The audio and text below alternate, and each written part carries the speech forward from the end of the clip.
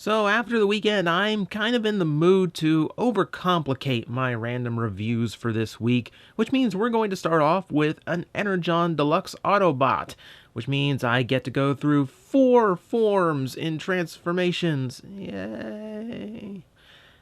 But we're going to start with something a little bit more interesting, which is Energon Prowl. The Prowl nobody remembers and nobody talks about. Yeah, even less than Prowl 2. But this one I've actually had something of a fondness for a long time, so we're going to get a little bit of that out now.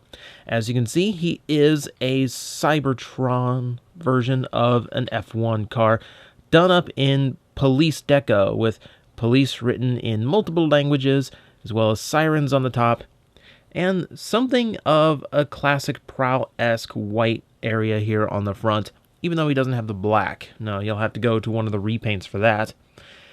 Now, before this review, I actually did do a bit of research, and there are some F1 cars used by police forces around the world. It's extremely unusual and highly impractical.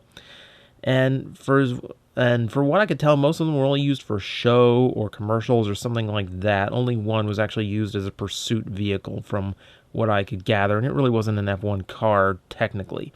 But I don't know. So it's not without warrant. It's not without precedent. But it is extremely weird still. But yeah, it's going to be hard-pressed for anything to get away when you're being chased by something that looks like this. So it is cast mostly in blue with kind of a light beige plastic. This was back when Hasbro was very scared of using flat grays, and everything had to have a bit of a tint to it. You can see there's only a little bit of translucent in this toy, as you can see there in the actual cockpit of the vehicle, done up in gold. And I like how the gold is trimmed around there to give the illusion of like a 2-window arrangement here, and done up in all these little spots to give it a little bit more of a closed canopy look. It's kind of a nice little feature, just it's a subtle kind of detail that I like. As you can see, he is extremely beefy for his vehicle, very, very heavy looking. A lot of little pipes exposed as well, giving you just a little bit of the machine showing through. For some of the stranger elements, you can see the spoiler, very large, very bulbous. I'm not sure how effective it is as a spoiler all the way up there, but I don't know. It doesn't. It's definitely not contributing to being aerodynamic in any way. And meanwhile, on the back, you can see the tailpipe sticking out, and what is clearly the robot mode head. I don't know. What is it about Energon? Like, for some reason, Energon just had this problem hiding heads. Was, like, the Power Links gimmick, like, really that specific in what it hindered? I don't know. But I like the look of it overall. It is very different and unique. You know, it's hard to, we don't get many F1 cars and Transformers anymore. You know, Combiner Wars was the first in a while, all the way since Power Core. But, hey, I think this one looked nice for its time. I like some little elements too. I like the gold on the actual rims, and I like this. You can see inside the brake pad and everything inside has been painted silver, but the outside spins separately, so you can actually see through it with a layered effect. That's kind of a subtle detail, and I really, really like it. So aside from that, we can look on the top. The Autobot symbol is molded in right next to his Autobot Spark Crystal. That seems redundant.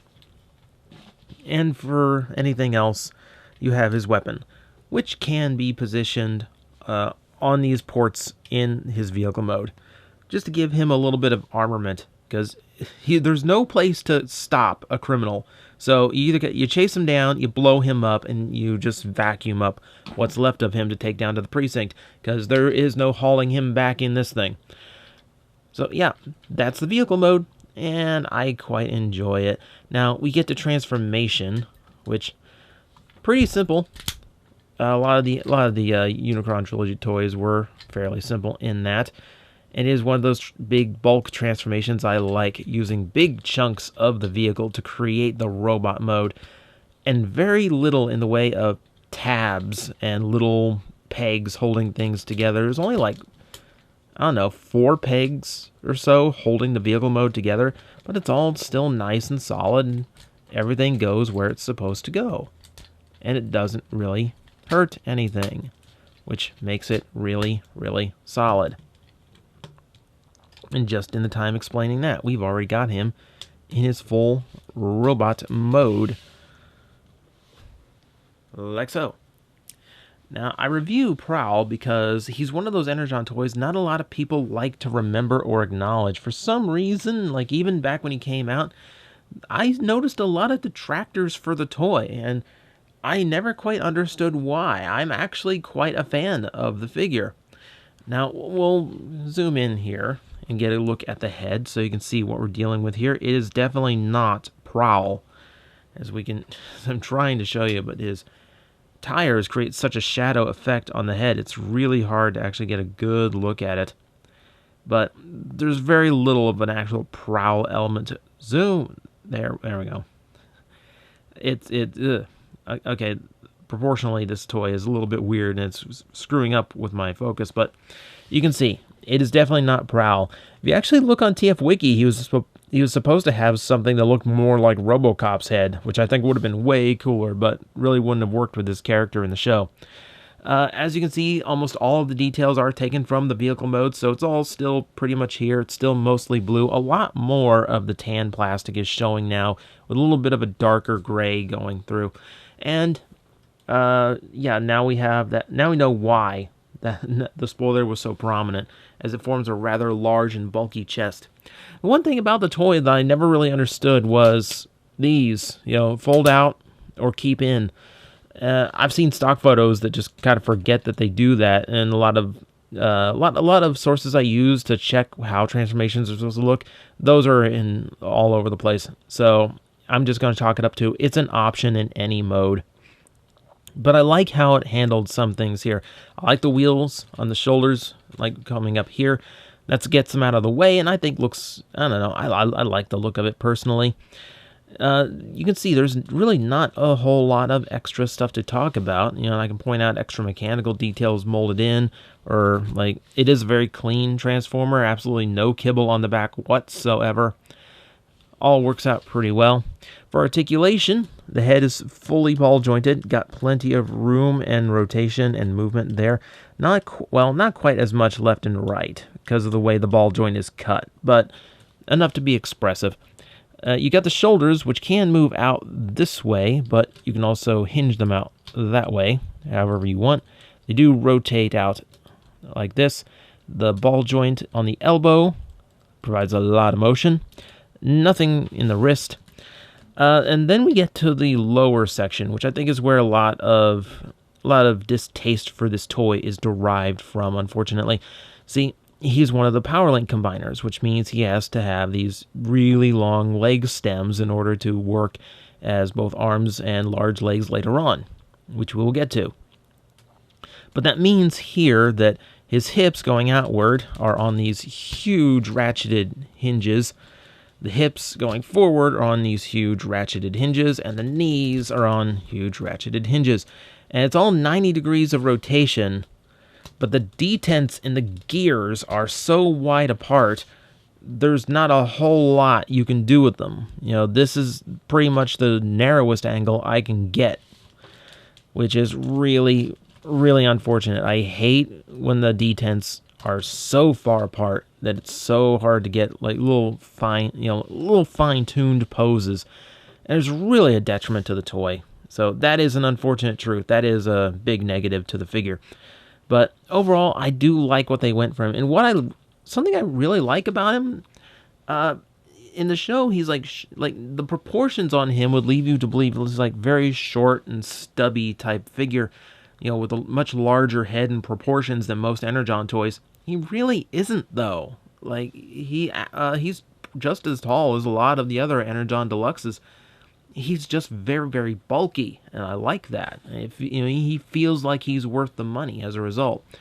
Now, of course, he still has his missile launcher, which goes with him quite well, and we can actually mount it as such.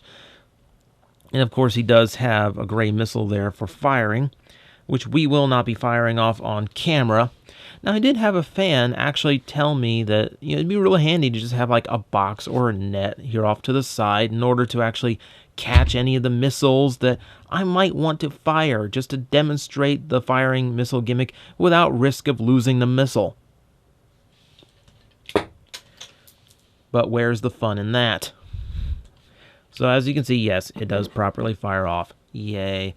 Now, of course, this is a deluxe power link combiner. You can see the silver emblem there indicating as such, which means we have more to show off. First off, we're going to show him in the leg mode, because this is the only mode he was shown in the actual series. Now, for Energon combiners, there's another rule I kind of stick to is, well, the arms will do whatever they want, because there's really not a lot you can do with the arms on some of these guys. You know, do I fold them out to here so they're out of the way? Do I compact them like this?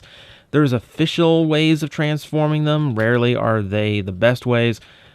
Okay, that's the part that's a little bit frustrating. So I'm gonna try and keep them as narrow as possible. Let's see if that works. So for the torso mode, I think we stick on the one that was always using Prowl in this way, and I already found out that this isn't going to work. So we will combine him with Deluxe Rodimus and create this extremely back-heavy sucker, which I'll have to pull the camera out to fully get in. Now the size of a Voyager, the two combined, you can see Prowl makes some pretty slim legs as far as Energon combiners go.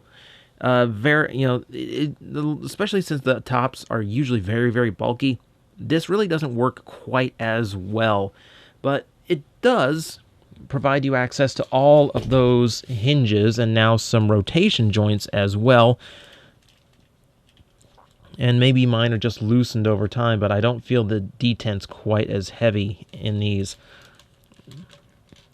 which gives him much more range of motion and actually makes him a very articulate set of legs compared to something like, say, Energon Inferno, who is just a brick you stick another brick on top of. So in that, I think he actually makes a very effective set of legs as a power link combiner, because he does have that option. If you want posable legs, he's the best one you could want. I also like this, and I think this is actually a neat feature. There's actually enough room to fold that up and create another chest piece for your power link combiner, which I think makes the combination look a little bit more solid rather than just half and halving it. I like that a lot, actually. I like that ability. So, again, I'm a fan of him as a combiner. But that's only one method. We also need to see him as a torso now, don't we? Which now means we fold everything over, rotate the head around as such, and now we get to turn these big legs into big arms. Now, again, because there are so many, there's like 1, 2, 3, 4 hinges in these big legs, and then the rotation in there. There's a little bit of there's a little bit of different things we can do. I prefer to slide these arms in to create one elbow joint. We'll go ahead and stick out the fins because I like how that looks. And there we have the torso. And remember that brick of a toy I mentioned? Yeah, let's get him in here because he serves as one of the stronger sets of legs. And now we have Prowl in his torso or shirt mode. And as you can see, proportionally, he works out fairly nice. Like most of the Energon Autobot combiners in this mode, he is rather gorilla-armed, but again, I point to posability as his key advantage. He has universal shoulders thanks to 2 sets of hinges, as well as a nice elbow. If he had rotation at the elbow, he'd have all the articulation I could want. But as it stands, again, he ends up being one of the most articulated figures in the line. And actually, there we go. That cleans him up very nice and gives us a very full, solid figure. I really like Prowl for this function. I think he works the gimmick better than any of the other deluxes. And that's an absolute honesty to me.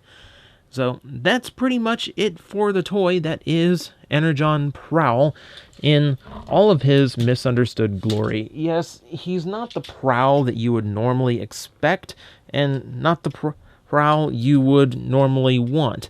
However, I feel as Energon Deluxes go, he had a lot of really cool things going for him, a lot of really cool features, and I think for such a strange gimmick, I really think he worked it the best.